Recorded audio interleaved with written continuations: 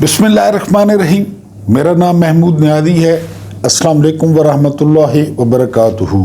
आज 1 मार्च है और दिन है हफ्ते का। आपके साथ दूसरा इंटरेक्शन। पाकिस्तान में इस वक्त तकरीबन रात के 9:30 बज रहे हैं। कुछ ताज़ा तरीन ख़बरें और नया वीलॉग। पहली खबर ये है कि हाफिज़ नईमुर रहमान, ये अमीर हैं जमात इस्लामी के, इन्होंने कहा है कि जिन लोगों ने 26वीं तरमीम की है वो कौमी मुजरिम हैं और जमात इस्लामी ईद के बाद मिलियन मार्च करेगी। तो हाफिज साहब से गुजारिश है, पहले भी उन्होंने धरना दिया था रावलपिंडी में बिजली के लिए, और जो ही वो घर वापस पहुंचे धरना ख़त्म करके तो बिजली की कीमतों में इजाफा हो गया था। तो हाफिज साहब मेहरबानी करें, जिनकी लाइन वो लेते हैं उन्हीं की लाइन लें। अगर आपने 26वीं तरमीम के ख़िलाफ़ जो है ना मिलियन मार्च किया तो फिर 27वीं तरमीम भी इसका मतलब है आ जाएगी। दूसरी खबर ये है कि मुराद अली शाह साहब ने फरमाया है कि सरकारी अफसर जो है वो लोगों की खिदमत जारी रखें।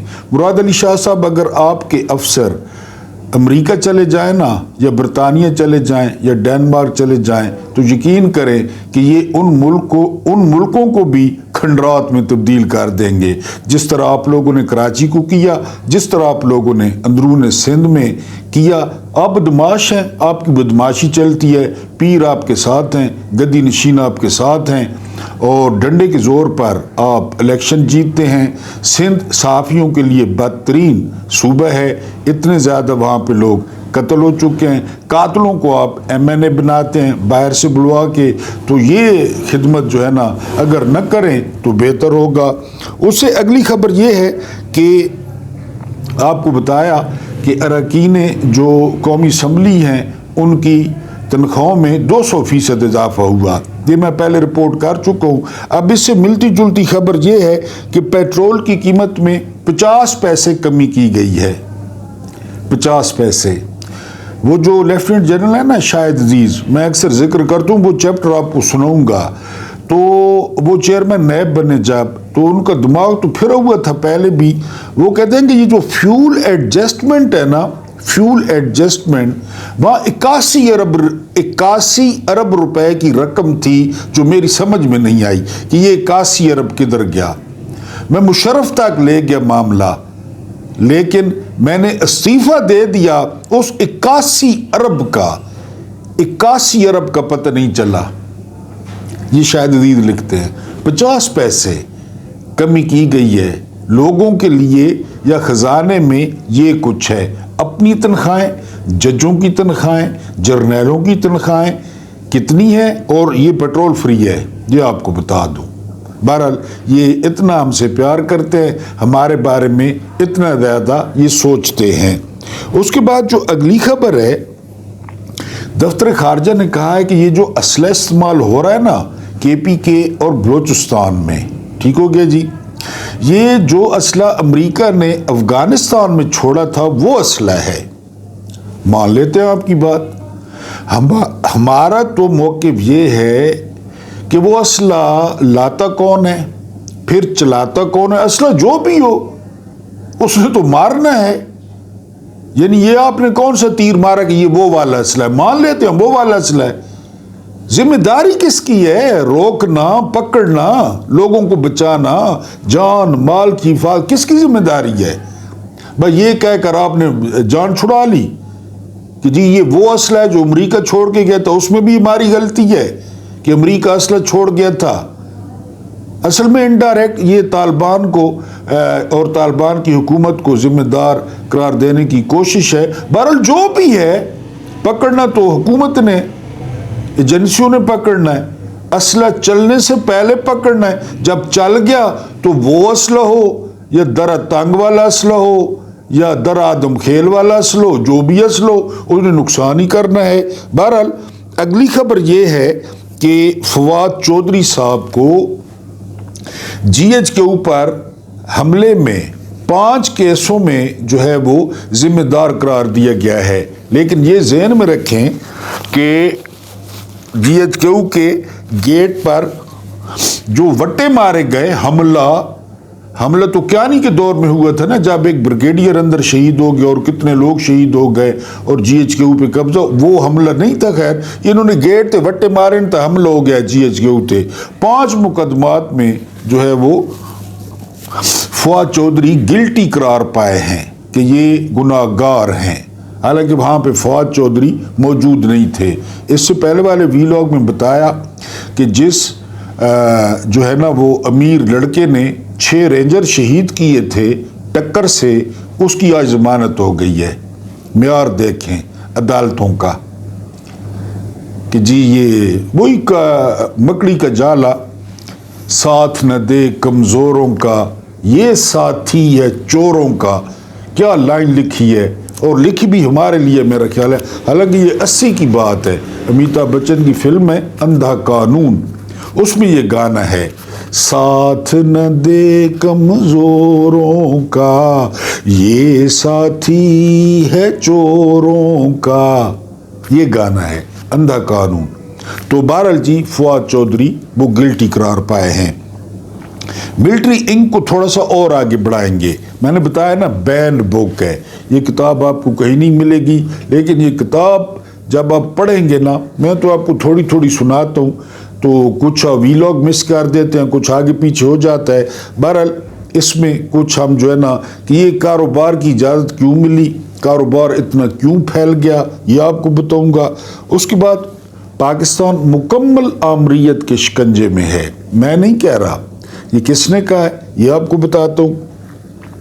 پاکستانی حکمران جن کے ساتھ ولادیمیر زیلنسکی والا سلوک ہو چکا ہے، ویڈیو بڑی وائرل ہے کہ یوکرین کے صدر زیلنسکی کے ساتھ جو ہے نا وہ ڈونلڈ ٹرمپ نے کیا کیا.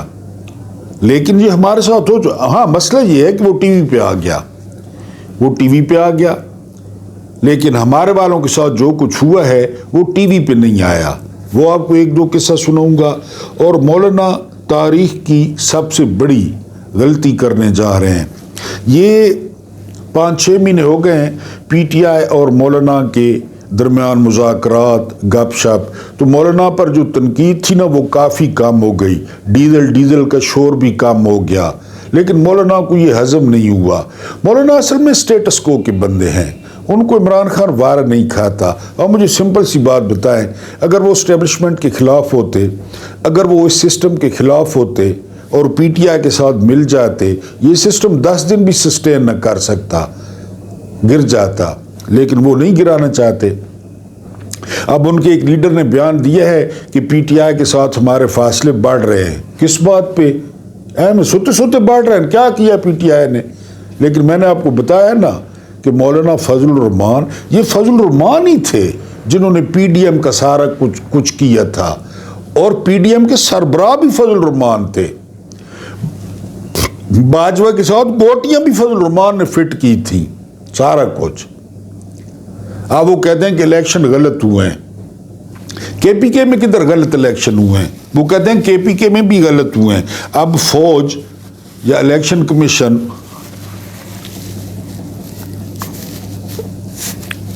وہ پی ٹی آئی کو حکومت بنا کے دیتا کے پی کے میں، لیکن یہ ہمیشہ دوسری سائڈ پہ کھڑے ہوتے ہیں. مقابلہ یہ کر نہیں سکتے پی ٹی آئی کا. کے پی کے میں ان کی منجی ٹھوک دی ہے پی ٹی آئی نے. مولانا خود ڈیرا چھوڑ کے پشین سے جا کے ایم این اے بنے ہیں. تو یہ ہمیشہ میں نے آپ کو بتایا، ابھی چھوڑیں، کئی دفعہ بتا چکا ہوں. مولانا مفتی محمود کے گھر ہر وقت اپوزیشن والے آتے تھے. جب یہ اپوزیشن والے آتے نا تو مولانا مفتی محمود فضل الرحمان کو نکال دیتے. تو ایک دن پوچھ لیا، کتاب میں ہے، ایک دن پوچھ لیا اپوزیشن والوں نے کہ یار آپ کا جوان بیٹا ہے، ہم جو ہی آتے ہیں آپ اس کو نکال دیتے ہیں. تو مفتی محمود نے کہا کہ یہ پیسے لے کر باہر ہمارے مخالفین سے پیسے لے کر یہاں کی کاروائی بتا دیتا ہے ساری کہ کیا کیا بات ہوئی. یہ وہ فضل الرحمان ہے. اب حلیے نہ دیکھیں. اب جی ہم پی ٹی آئی کے ساتھ نہیں چل سکتے، نہ چلے. پی ٹی آئی پہلے آپ کے سر پہ چل رہی ہے. پی ٹی آئی نے جو کچھ کیا، عمران خان نے 26 سال میں جو کچھ کیا وہ تو آپ پہ تنقید کر کے کیا، آپ ساتھ نہ چلیں. تو بات کرنے کا مطلب یہ ہے کہ ان کو بڑا اچھا موقع ملا تھا بلکہ ابھی بھی موقع اویلیبل ہے کہ وہ کوئی اپوزیشن کا حصہ. اس دن اب اسلام آباد میں کانفرنس ہوئی, موصوف نہیں آئے. محمود خان اچکزئی, شاہد خاقان عباسی, مفتاح اسماعیل, کھوکھر, یہ سارے موجود تھے. جناب موجود نہیں تھے کہ اسٹیبلشمنٹ ناراض ہو جائے گی. بہرحال یہ وہ تاریخی غلطی کرنے جا رہے ہیں. لیکن یہ بات آپ ذہن میں رکھیں کہ یہ اسٹیٹس کو کے بندے ہیں. یہ ہاں باقی حلیہ شلیہ بہروپ ہر کوئی بدل لیتا ہے. اور وہ پاکستانی حکمران زیلنسکی کے ساتھ بہت ہوا ہے. یہ یعنی تاریخ کا جو سفارتی تاریخ ہے اس کو بہت بڑا واقعہ قرار دیا جا رہا ہے کہ ایک ملک کے صدر کے ساتھ جو ہے نا یہ کچھ ہوا ہے. اور دو بندوں نے کیا ہے. ایک تو وینس نے کیا ہے نا, نیب صدر, اور پھر ٹرمپ, دونوں نے زیلنسکی کو جو ہے نا وہ خوب لتاڑا ہے اور بالکل اردلی کی طرح ٹریٹ کیا ہے کہ تم زیادہ باتیں نہ کرو اور جو ہے نا وہ جنگ بند کرو, ہماری بات مانو. پاکستانی حکمران پرویز مشرف کو کولن پاول کا فون آیا. میں ڈرتا ورتا کسی سے نہیں ہوں, کمانڈو. کولن پاول کا فون آیا جب 9/11 ہوا, ورلڈ ٹریڈ سینٹر. کولن پاول نے پتہ کیا کہا؟ کولن پاول نے کہا کہ آپ ہمارے ساتھ ہیں یا نہیں ہیں.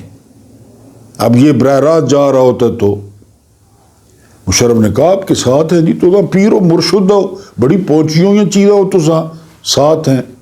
رچرڈ آرمٹیج نے کیا کہا؟ نائب وزیر خارجہ نے, رچرڈ آرمٹیج نے کہا کہ پتھر کے دور میں واپس بھیج دیں گے. بھیج سکتے تھے وہ ہمیں پتھر کے دور میں, قوم ساری کھڑی ہو جاتی. مشرف کو کہا. اچھا, کولن پاول خود کہتا ہے ہم نے 9 مطالبے لکھے, 9, اور جان بوجھ کے لکھے کہ 4 یا 5 مان لیں گے, 4 یا 5 نہیں مانیں گے مشرف کو. اب یہ ساری کاروائی براہ راست تو نہیں آ رہی تھی. زیلنسکی بیچارہ تو کھجل ہوا ہے کہ وہ ٹی وی پہ آ گیا. کولن پاول کہتا ہے کہ ہماری حیرانگی کی انتہا نہ رہی جب مشرف نے 9 کے 9 مطالبات مان لیے. ہم نے تو 9 لکھے تھے کہ 4-5 مان لیں گے, 4-5 نہیں مانیں گے.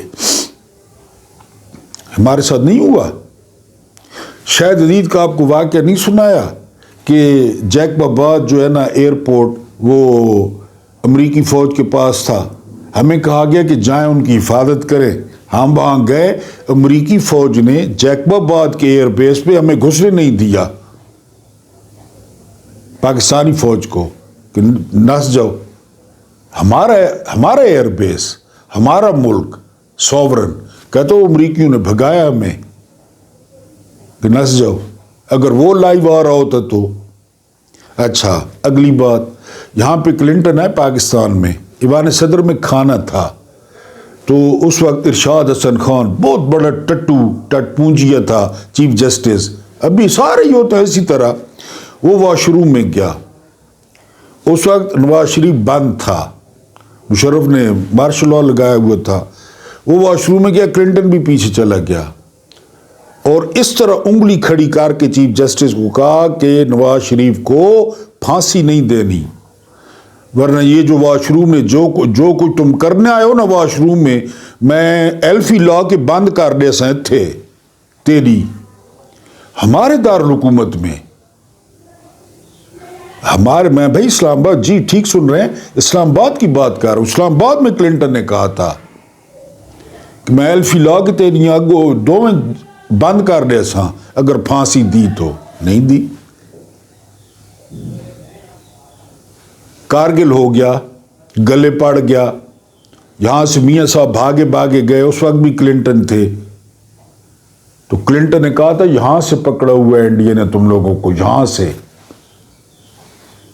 اور میرے کو نسنے آیا ہو. لیکن یہ ساری چیزیں ٹی وی پہ نہیں آئیں. تو وہ بھائی کرتے ہیں اسی طرح, وہ ڈاڈے ہیں. اور پھر جو ادھار سمپل سی بات, جو ادھار کھاتے ہیں, آپ نے کسی کا ادھار دیا ہوا ہے, یعنی آپ نے کسی سے لینا ہے تو آپ کس طرح اس پہ چڑھ کے جاتے ہیں. خدا نخواستہ آپ نے لیا ہوا ہے تو وہ آپ سے کس طرح بات کرتا ہے. میں نے بھی لیا ہوا ہے, مجھے پتہ ہے. تو وہ تو اسی طرح کرتے ہیں. بہرحال یہ زیادہ خوش نہ ہو، ہم بھگت چکے ہیں، کئی جو ہے نا وہ بھگت چکے ہیں، کئی. امریکہ سے کالے بٹیروں کے لیے بھٹو صاحب نے جہاز بھیجا کہ کالے بٹیر لے آئیں سندھ سے. پتہ ہے آپ کو؟ جہاز آ گیا، 2 دن لگائے کالے بٹیر پکڑنے پہ. 2000 بٹیر امریکہ پہنچا. بٹیر بھونا گیا، اور جو ہے نا ان کو بتایا کہ جی یہ بٹیر تھے، تاکو تھے، لٹرن تھے، بٹرن تھے. وہ جو امریکی شخصیت تھی انہیں ہاتھ بھی نہیں لگایا. اس واقعے کا پتہ ہے آپ کو؟ بٹیرے گھنا ہوا کہ سندھ چو بٹیرے. یہ تو ٹی وی پہ نہیں آیا نا، یہ تو ٹی وی پہ نہیں آیا. زیلنسکی بیچارہ پھنس گیا، میری طرح مسکین آدمی آئی ٹی وی تے آ گیا. وہ تو کرتے ہیں، مال دیتے ہیں بھائی، روکڑا دیتے ہیں وہ. اب شہباز شریف اگر ملاقات کے لیے جائے، شہباز شریف اس کو کیا کہے گا ٹرمپ کو؟ بہرحال یہ ہمارے ساتھ ہو چکا ہے. یہ ایک اکانومسٹ ہے، اس نے کہا ہے کہ پاکستان مکمل طور پہ آمریت کے شکنجے میں ہے. کوئی شک ہے؟ کوئی شک ہے؟ فارم 47 کیوں بانٹے گئے تھے؟ ڈبے کیوں چرائے گئے تھے؟ اس لیے نا کہ ہم نے حکومت کرنی ہے، مارشل لاء نہیں لگانا. وہ آگے انگریزی فلموں میں دیکھیں نا، پرانی انگلش فلموں میں آگے 4 یا 6 گھوڑے ہوتے ہیں. مجھے وہ بگی، وہ ویسے بھی مجھے ان کا چلنا بڑا پسند ہے پرانی فلموں میں. تو پیچھے ایک بندہ بیٹھا ہوتا ہے کافی فاصلے پہ، وہ ان 4 یا 6 گھوڑوں کو، گھوڑے کھینچ رہے ہوتے ہیں، بندہ تو پیچھے بیٹھا ہوتا ہے. یہ بیٹھے ہیں پیچھے، اگے شبو پالشیا، کالا یرکان، خوجا، وہ پروفیسر نارووال والا، وہ اگے نچنے پر. پارس جہاں زیب فارغ، حبیب اکرم فارغ، کاشف عباسی فارغ. کاشف عباسی کا پروگرام آپ کو پتہ ہے کتنا پرانا ہے ARY پہ؟ باجوہ فارغ. اس کے علاوہ ایک اور سن رہے ہیں نام، وہ جمیل احمد کورٹ رپورٹر ہیں، وہ فارغ. اس سے پہلے صدیق جان فارغ، سمیع ابراہیم فارغ، صابر شاکر فارغ، عارف حمید بھٹی فارغ. یعنی میڈیا خوش، اور جو ملازم ہیں، اینکر ہیں، ان کی جان میں پڑی ہوئی ہے. میڈیا کیوں خوش ہے؟ تجوریوں کے منہ کھلے ہوئے ہیں، اشتہار ہی اشتہار، اشتہار ہی اشتہار. وہ آصف سعید کھوسا نے فیصلے میں لکھا تھا نا کہ بعض لوگ اپنی جو روحیں ہیں وہ شیطان کو بیچ دیتے ہیں. شیطان کو انہوں نے، جو سیٹ ہیں، انہوں نے اپنی روحیں بیچ دی ہیں شیطان کو. وہ اشارہ کرتے ہیں اس کو نکال دو، اس کو نکال دو، اس کو نکال دو. اور اینکر خود ایسے بھڑوے ہیں، ایسے بھڑوے ہیں، سارے چھوڑ دینا ٹی وی کے، ہم نہیں کرتے کام. فلاں کو کیوں نکالا ہے؟ ہم کام ہی نہیں کرتے. سارے اینکر چھوڑ جائیں، اتحاد کا مظاہرہ کریں، لیکن نہیں. جس کو ہڈی مل رہی ہے مل رہی ہے، تو مکمل طور پہ شکنجے میں ہے. چاہے وہ خارجہ پالیسی ہے، چاہے وہ داخلہ پالیسی ہے، چاہے وہ معاشی پالیسی ہے، ساری.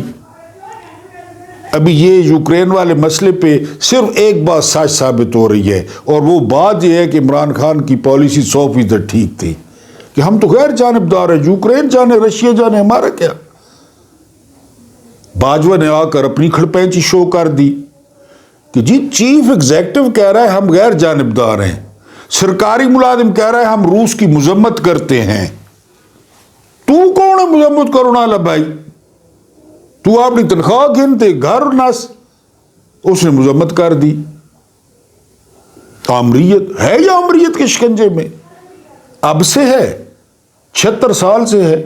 آگے جو ہے نا منہ کسی اور کا لگا دیا. سبھی نے لگایا ہے چہرے پہ چہرہ، کسے یاد رکھیں کسے بھول جائیں. چہرہ آگے اور پیچھے یہ 6 گھوڑے تھے بیٹے. اچھا مزے نگال کوئی چنگا کام تھی انجے تو سپہ سلار، سپہ سلار. اور ماڑا کام سیاستدان جی بالکل ہی نکمے، کرپٹن. صابر شاکر کہتا ہے باجوہ نے ہمیں بلا کے فائلیں دکھائی ان دو خاندانوں کی کہ انہوں نے ملک برباد کر دیا ہے. وہی باجوہ ان کو لے کے آیا کیونکہ پسند ہے، کمپرومائزڈ ہے، جو کہیں یہ کرنے تک تیار ہیں. ان کو اقتدار چاہیے. تو مکمل آمریت کے شکنجے میں اکانومسٹ نے بالکل ٹھیک کہا ہے. جمہوریت کون سی، کسی جمہوریت کہتے ہیں؟ آمریت ہے یہاں پہ، اسٹیبلشمنٹ کی حکومت ہے، جرنیلوں کی حکومت ہے، جو مرضی کرے، جس کو بھگائیں جس کو لگائیں سارا کچھ. ابھی یہ کابینہ میں وہ 25-27 آئے گدھ، تو منظوری ہوئی ہے اوپر سے کہ ہاں ٹھیک ہے جی بنا دیں، ایفیڈرین کو بنا دیں، سپلائر کو بنا دیں، وہ سرحد والا چرسی تیلی پہلوان اس کو بنا دیں. تو مکمل آمریت کے شکنجے میں ہے، اس میں کوئی شک نہیں ہے. اب ہے ملٹری انک پہ، یعنی خاکی کمپنی. اب اس پہ آپ نے غور کرنا ہے. فوجی سرمایہ کے بارے میں رازداری ہے، مکمل رازداری. چونکہ فوج کی کاروباری سرگرمیوں کا بنیادی مقصد اعلی افسران کو فائدے پہنچانا ہوتا ہے. فائدے پہنچانا. اس لیے مسلح افواج متعلقہ معلومات بہت خفیہ رکھتی ہے، بہت خفیہ جو معلومات ہیں. حکومت کا جو کاروبار ہے وہ تو سامنے ہوتا ہے نا بالکل، کیونکہ ایک بنگلے تے 60 بندہ کام کرے نا پہ ہے بھائی. ایک بنگلے پہ 70 بندہ کام کر رہا ہے. ایک پودا ہے اس تے 4 بندے کھلن، ایک پودے تے علیحدہ پتہ ٹھیک کرے سون ایک بنگلے تے. تو چپ بالکل رازداری. ترک مسلح افواج کی طرح پاکستان کی فوج بھی اپنے مفادات کی کڑی نگرانی کرتی ہے، کڑی نگرانی اپنے کاروبار کی. دفاعی بجٹ یا فوجی کاروبار پر کسی سنجیدہ گفتگو کی حوصلہ افزائی نہیں کرتی. خبردار، اس میں گفتگو نہیں کرنی. کسی ٹی وی ٹاک شو میں کر کے کبھی سن لیں. یہ اس نے کتاب لکھی ہے، جلا وطن ہے. غیر فوجی افراد کی فوجی کاروبار سے متعلق معلومات تک رسائی نہیں ہوتی، غیر متعلقہ لوگوں کی، غیر فوجیوں کی، کیونکہ ان معلومات کو عام نہ کرنے کے لیے فوج کو ضروری قانونی استثناء حاصل ہوتا ہے. امیونٹی وہ بالا تر ہیں. فوج کی کاروبار بالکل بالا تر ہیں، وہ جو مرضی یہ کریں. فوج کی 4 فاؤنڈیشنز ایسے قوانین کے تحت رجسٹرڈ ہیں جو انہیں نجی اداروں کے زمروں میں لاتے ہیں، نجی، پرائیویٹ، اور جن کا سرکاری آڈٹ نہیں ہو سکتا.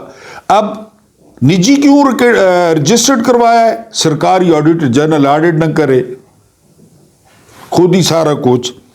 اس قانونی استثناء کے باعث حکومت اور آڈیٹر جنرل کا شعبہ کسی بے قاعدگی یا بدعنوانی کی صورت میں کوئی بھی قدم اٹھانے سے قاصر رہتا ہے. اندر ہی اندر گول مال جو ہوتا رہے، وہ ان کا اپنا مسئلہ ہے. آڈیٹر جنرل نہیں پاکستان کا. خبردار لتن توڑ ڈساں اگر ادھر آڈیٹر جنرل آیا تھا. اس طرز عمل کا منطقی جواز یہ تسلیم کیا جاتا ہے کہ چونکہ فوجی کاروبار کو فوج کے مفادات میں مرکزی حیثیت حاصل ہو چکی ہے، اس لیے چھیڑ چھاڑ مناسب نہیں. چھیڑ چھاڑ. مسلح افواج کو معاشی ترغیبات دینے کا مقصد، اس پہ غور کرنا ہے، دینے کا مقصد یہ بھی تھا کہ جنرل خوش اور وفادار رہیں اور حکومتوں کو پریشان نہ کریں. بس مال و مال کی تھی پاکستان نے پیسے، خزانے نے پیسے، ٹیکس نے پیسے، ہمیں پریشان نہ کریں، وفادار رہیں اور ہمیں پریشان نہ کریں. ٹھیک ہے. یہ حقیقت نظر انداز کر دی گئی کہ مالیاتی خود مختاری سے فوج سیاسی، تنظیمی اور نفسیاتی طور پر بہت مستحکم ہو جائے گی. یہ نہیں سوچا اسلام آباد والوں نے. کہ تو اتنی مستحکم ہو جائے گی. جو عورت نہیں کماتی نا وہ اور طرح کی ہوتی ہے، جو عورت کماتی ہے وہ اور طرح کی ہوتی ہے. کسی سے پوچھ لیں، میں نے بھی بہت کام کیا ہے کہ معیشت آپ کے ہاتھ میں آ جائے، معیشت، تو پھر آپ موجاں جو مرضی کرے. تو فوجی بالکل مال و مال مضبوط ہو گئی. ایسی مالیاتی خود مختاری کے باعث فوج دیگر فریقین کے مقابلے میں کہیں زیادہ مضبوط ہو گئی، پولیس سے، ایف آئی اے سے، ٹیچروں، سب سے. چونکہ منافع بخش سرگرمیوں میں ملوث فوج کو وسائل درکار ہوتے ہیں جو اس کا بنیاد کردار نہیں ہے، لہذا وہ آزادانہ طور پر وسائل حاصل کرنے میں پر اعتماد ہو جاتی ہے، جدھر سے مرضی وسائل حاصل کرے. جی، جس کے لیے پہلے اسے حکومت یا نجی شعبے کا محتاج ہونا پڑتا تھا. پہلے نہیں ہر شے اپنی ہے، ہر شے.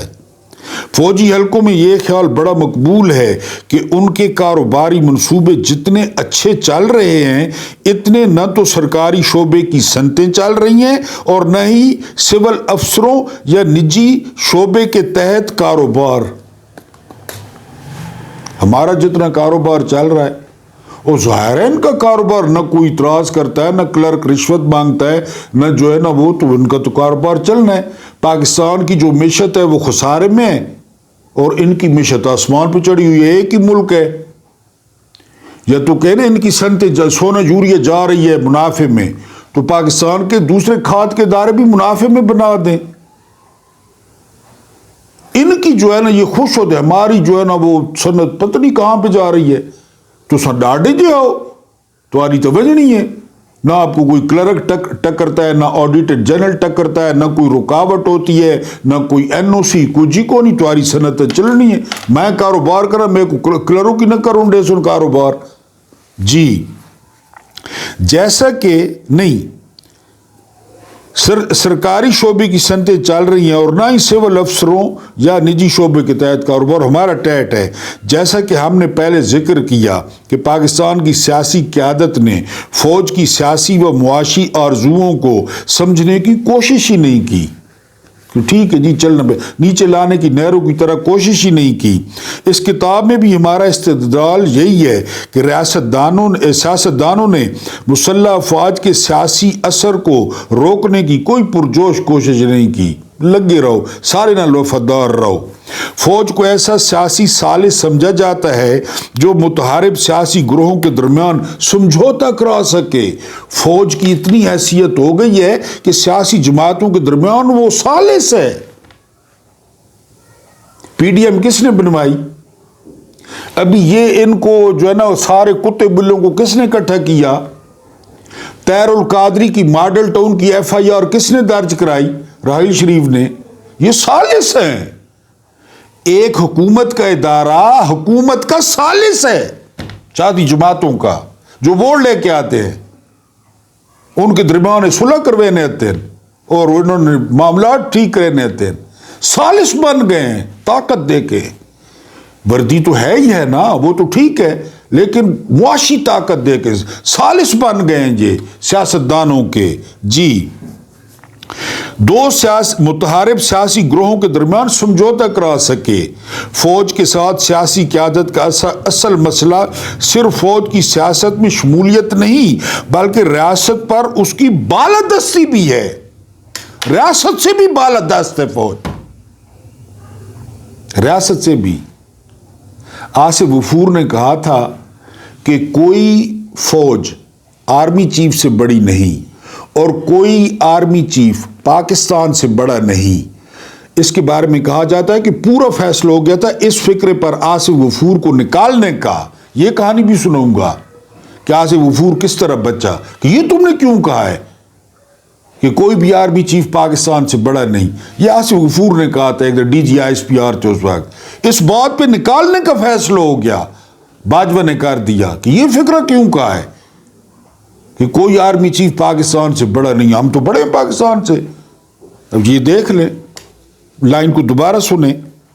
بلکہ ریاست پر اس کی بالادستی قائم ہے، ریاست ہوتے۔ پھر یہ بھی ہے کہ فوج کی انتظامی قوت کو ایک حکمران طبقہ دوسرے کے خلاف استعمال کرنے سے بھی نہیں چوکتا۔ یہی تو مسئلہ ہے۔ پی ٹی آئی کو چپیڑیں پاڑ رہی ہیں نون لیگ اور پیپلز پارٹی خوش، پیپلز پارٹی کو چپیڑیں مار رہے ہیں پی ٹی آئی اور نون لیگ خوش، نون لیگ کو چپیڑیں پاڑ رہی ہیں پی ٹی آئی اور پیپلز پارٹی خوش۔ یہی چل رہا ہے۔ یہ سارے اکٹھے ہو جائیں اور ان کو نکالیں کہ نکلو سیاست سے، اسلام آباد نہیں آنا، نکلو، شاباش۔ اگر یہ سارے اکٹھے ہو جائیں، لیکن نہیں اکٹھے ہونے دیں گے، ڈیوائیڈ اینڈ رول۔ یعنی اگر ساری سیاسی جماعتیں اکٹھی ہو جائیں، وہ بعد میں فیصلہ کریں چور کون ہے، ڈاکو کون ہے، آزاد عدالتیں فیصلہ کریں۔ یہ پہلے تو اکٹھی ہو جائے نا، اور انہوں کو تسا نسو، شاباش شاباش شاباش شاباش شاباش، نسو سیاست چو، ہم کر لیں گے جس طرح نہرو نے کیا تھا۔ لیکن نہیں، خوش ہوتے ہیں، فلاں کو لگ رہی، فلاں کو لگ رہی، فلاں کو لگ رہی، وہ سگار سوٹے مار کے وہ خوش ہو رہے ہیں۔ وہ جو ہے نا گولف کلبوں میں مذاق اڑاتے ہیں کہ کس طرح بے وقوف بنایا ہوا ہے سب کو۔ اللہ پاک آپ لوگوں کو پہلی سحری مبارک کرے۔ اللہ پاک آپ لوگوں کو آسانیاں عطا فرمائے، آسانیاں بانٹنے کی توفیق عطا فرمائے۔ میرا رب کریم آپ کے اور میرے مرحومین کی مغفرت فرمائے، ان کے ساتھ عدل کا نہیں رحم کا اور احسان کا معاملہ فرمائے۔ مجھے برداشت کرنے کا بہت بہت شکریہ۔